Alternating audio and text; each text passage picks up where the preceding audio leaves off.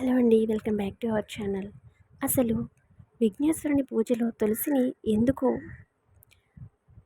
వాడరో తెలుసా మీకు? సర్వదేవతలకు ఎంతో పవిత్రమైన తులసిని విఘ్నేశ్వరుడు ఎందుకు ఇష్టపడడు? అందుకు పెద్ద కారణమే ఉందండి. ఒకానొకప్పుడు గంగానది తీరంలో రత్నాల సింహాసనంపై కూర్చొని వినాయకుడు తపస్సు చేస్తున్నాడు.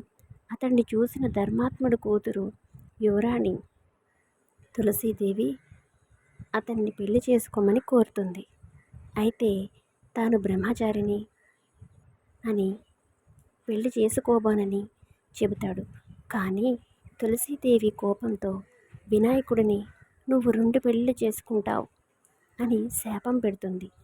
అదే సమయంలో గణేశుడు కూడా తులసీదేవిని రాక్షసుడితో పెళ్లి జరుగుతుందని శపిస్తాడు. దీనితో తులసీదేవి క్షమించమని కోరుతుంది. నీకు శంఖాచుడు అనే రాక్షసుడితో పెళ్లి జరుగుతుంది అని నువ్వు మొక్క రూపంలో మారి కలియుగంలో మోక్షం పొందుతావు అని.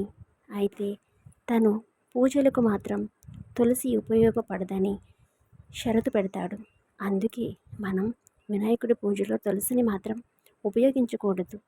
ఒకవేళ ఉపయోగిస్తే అశుభ ఫలితాలను ఎదుర్కొంటాం అని మన పెద్దలు చెప్తున్నారు. ఓకే ఫ్రెండ్స్, నా ఈ వీడియో నచ్చితే లైక్, షేర్, సబ్స్క్రైబ్ మాత్రం మర్చిపోవద్దు. అలాగే ఆ భగవంతుడి ఆశీస్సులు